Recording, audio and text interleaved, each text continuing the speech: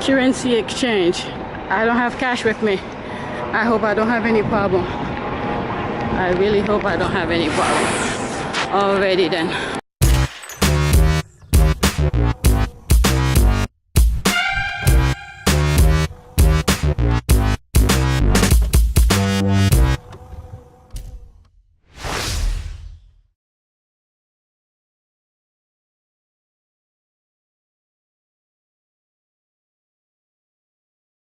On this video, I'll try to explain to the best of my abilities what happened when I went to Canada. Before we left our house, going on this vacation, I knew Canada was close by. And I've never been to Buffalo, but from doing small research here and there, we know Canada, this is the way to Canada if we ever wanted to go on the east side. So before I left, I always have my card passport with me, so it wasn't a big deal. It's always in my wallet. So my family, my husband, my kids, they don't have a passport. Since January of this year, when we decided we were going to go to Buffalo for summer vacation, I went to the post office to get the application to do it. For some reason, my husband dragged himself. He didn't really want to renew his passport. His passport had been expired for almost maybe 10 years, if not more. So he didn't really want to renew it. So for whatever reason it was, the application stayed home. I ended up not doing for the kids. So when we got to Buffalo, and I've been nagging about Canada, and I'm like, we're right there. We drove a couple miles to be here, and Canada's right there. I really want to see, at least step over there to see how it is on the other side. So on the final day of our full day there, and I decided, you know what, I have my card passport with me. It's not a big deal. I'll just go across the bridge. I believe the bridge is called Rainbow Bridge. Due to my accent, I'm sorry, Rainbow, Rainbow Bridge, to see the water from the other side. Because the majority of the view of the water, it's in New York side. We're right on it. So we can't really see the full beauty of it unless if you're in Canada where you're seeing everything, the whole perspective of the waterfall. So I decided after we came, I believe it was the zoo. I've edited a whole bunch of other videos, so I forgot which day we went to the zoo or anything like that. But I believe it was the zoo. And it was like maybe 2 o'clock, sunny and everything. So it was broad daylight. So I told my husband, you know what? Drop me off near the bridge. I'll cross over for maybe an hour, if not less. I just want to see the water. So I took with me, I didn't want to carry too many stuff. I didn't want, they checking my bag and all this stuff. So I wanted to go across very light and in order for me to come back really quickly. So I decided to just take my passport, my driver's license, and a credit card. And for some reason, and all my cash were in my wallet. So I took those 3 things out and left the cash with my husband. And before I crossed over, I went to the U.S. Custom to ask them some question. If my family have their ID with them, can they cross over? And will they give them a hard time to come back? And the custom agent asked me, does my kids have their birth certificate with them? And we didn't bring that with us. And my husband only had, his driver's license and other sort of ID in his wallet. So he told me they need, the kids need their birth certificate. And because my husband doesn't have his passport, so he can't. So I was like, you know what? I said thank you, and I step out and call my husband and said, you can't really come with me because you don't have your passport and the kids don't have their birth certificate. So I ended up going by myself. So I cross over. As I'm crossing over, I'm recording the bridge and stuff like that, and talking my nonsense and things like that. So when I get to the Canada side, I, see what I need to see.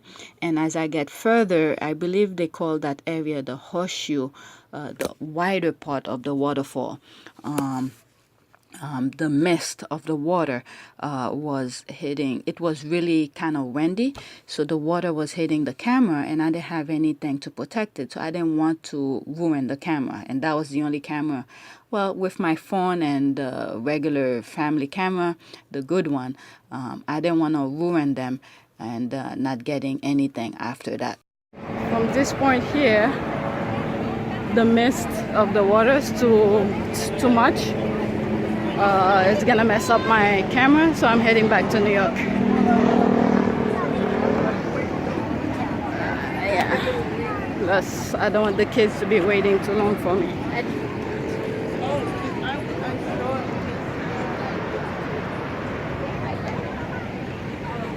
I was gonna take a walk a little bit further into Canada. I think I'll leave that part for next year when the family goes on vacation. So yeah, that's it for me.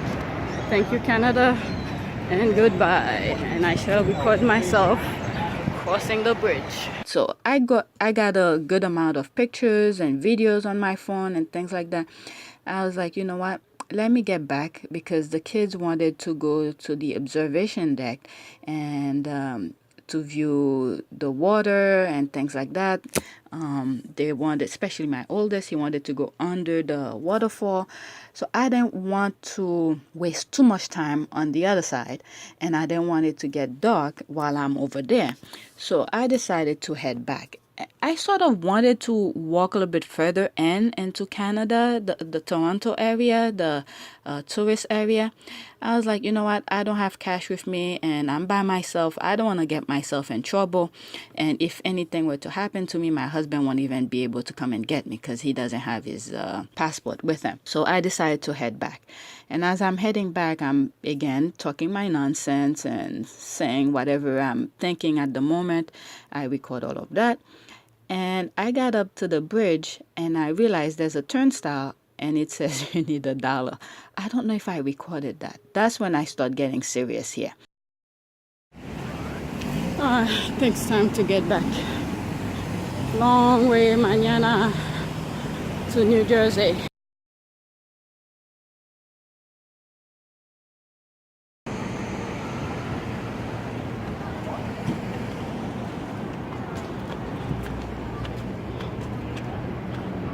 Follow the stairs to USA.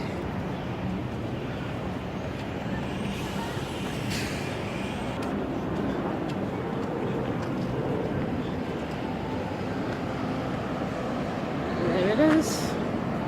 That's what I came for. There it is. That's what I came for. Heading back home. Well, technically. Well, yeah. Let's go back to my family. I was like, oh shit, I do not have money with me. How am I gonna get back? And there's no custom person there for me to talk to. And on the other side of where I got in, where the Canadian custom asked me some question, how long I'm gonna be here, da da da. They didn't even check my bag. So the line on the other side, it was long. There were a lot of people wanted to get into Canada. So if I wanted to go on the other side to ask some question and things like that, I don't know. I probably will cause a mayhem. So I was stuck there. I was like, oh shit, how am I gonna get back? I don't have cash with me. There's no, I don't have my ATM card, my debit card to take money out. I only have my credit card. And I was like, how am I gonna get there? Now that I'm recording this, maybe if I went to the currency exchange as I was walking up the ramp to the bridge, I saw that small little place that says currency exchange. Currency exchange. I don't have cash with me. I hope I don't have any problem. I really hope I don't have any problem. Alrighty then. Maybe if I had gone there and I guess pay them with my credit card to get the dollar, maybe I could have get, but I wasn't thinking at that time. And I was in panic mode. I was like, how am I gonna get back? I don't have cash. So I have a feeling if I had gone over there, talked to them, and pay with a credit card and get a dollar back, maybe that could have worked. But I didn't think of that at that time. So I asked two elderly couple. They're probably in their early 60s or mid 60s or 70s. They were heading toward New York. And I showed them my passport, whatever my ID and my credit card. And I told them, I don't have cash with me. I didn't know I need money to get to put in the turnstile to get back to New York. They brushed me off. Whatever. They were scared. Whatever that was in their mind, they just brushed me off. But that guy who was hanging out on the bridge looking at his phone, and I did the same thing. I show him my passport, I show him my ID, and I show him my credit card. And I told him, I don't have cash with me. I didn't know I need money to cross back to New York. Can you, I don't even think I even asked, can you give me a dollar to get back? He just handed me a Canadian coin.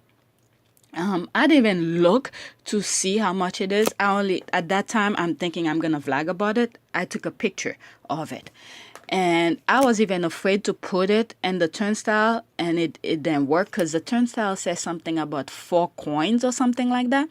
So I was afraid to put that in there to lose it. So I saw someone went on, there's a machine there, and they put something in the machine and they get 4 coins back. So I decided to do the same thing, and I got 4 coins back. And I put it, and that's how I got back to New York.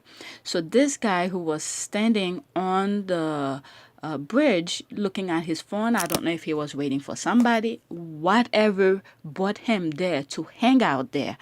He was the one who helped me. He didn't know how much of a help he did, a favor he did for me, for giving me that dollar. And thank God, usually when I always give. I never think of anybody below me. If I could give, I always give. So all this came in mind as I was crossing over, and I said, thank God for this guy, and thank God that I never being mean, or that's how I was able to get back to New York. And when I got back to New York to my family, the 2 elderly couples who sort of brushed me off, because I had walked a little bit faster once I got passed through the turnstile, I was able to walk fast and get back on the other side. And I was like, if there's any issues that's going to happen, I want it to be on the other side. At least my husband could come and talk or whatever. So when I got on the other side, I got to the custom area. And I was just relieved, and I showed them my passport, and they were asking me, how long you been there? Did you spend anything? Did you buy anything? I was like, no, I only went there for less than an hour. It seemed like it was forever. I was like, I've been there for less than an hour. I just wanted to see the water on the other side. My family is waiting for me, and this and that. And I think they saw me with my selfie stick, and they told me to turn it off. They didn't want me to record. I'll show you whatever I had in it if I did record anything.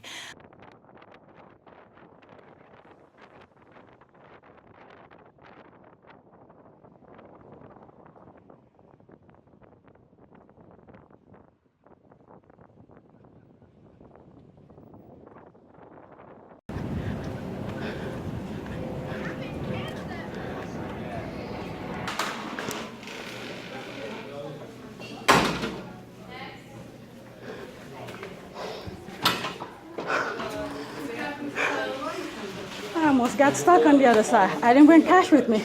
You just put the phone down. Oh, sorry. But they were very nice to me.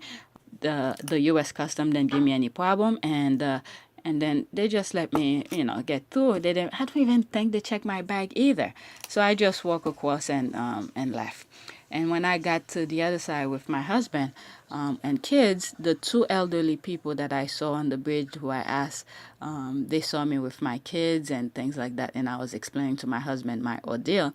And he was like, you should have jumped the turnstile. I was like, do you think I want to do that in a foreign country? You can't even come and get me. You think I want to put myself in jeopardy the first time I step in Canada for me to be arrested for jumping a turnstile? I said, I don't think so.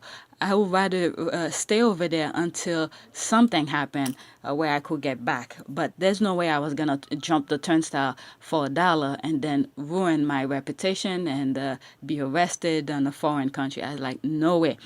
So then we went out, our business. The kids, my husband and I went to the observation deck. We saw, the water from a different perspective. My husband and my oldest went under the water. Did he record? I don't think he recorded because he didn't have anything to cover the camera. And he took my youngest also, but my youngest was like, no, he doesn't want to go. I had stayed behind with our bags and things like that, and I didn't want to go under and get wet. I mean, although they give those plastic bags to cover ourselves, I didn't really want to. It wasn't my thing. I didn't go. So, and luckily for me, I was paying attention. I saw my husband coming back with my youngest. My youngest didn't want to continue. And so afterward, we walked around, we ate some ice cream. We saw, I point out to my husband, these are the two couples I had asked, they brushed me off. I saw them like 4 or 5 times in the park. I think they probably are Canadian. They just cross over to just enjoy the park. Because on the Canadian side, although I didn't go further in to see and explore the tourism area, the spot that's facing the waterfall, there's not that much to do. It's mostly businesses and a lot of commercial stuff. So when you on the New York side, it's more relaxed. There's that huge park. There's areas you could buy food and things like that. But the Canadian side, it's so compact with commercial stuff. It's really hard to sort of enjoy the layback I see in the New York side. I was complaining to once we got there and I saw the Canadian side. And I was like, oh, there's more activities going on. I would like to see it and things like that. It seems more fun. But once I got to the Canadian side, I realized it's not as fun as I thought it was because there's a lot of commercial people or like, compact and things like that. And everything that you need to do, it seems, I didn't explore more too much where I could say, okay, this is what you should do. But from a border aspect, just a glimpse of what I've seen, it seems like everything you need to do over there, you have to pay for it. Unlike when you're in New York, you could just bring your stuff and sit back and lay back and watch the water. You don't have to pay to see anything. So, yeah. So, I don't know if I should, this is the narrative part of it, or if I should show you guys the next, another video, just the border of everything that I did. So, yeah, that's it. I hope you like the video. And don't forget to subscribe, like, and share. And if you look in the description box, there's a list of all the other videos throughout the vacation. And you could check them out. And thanks for watching. Hide at all. Observation day.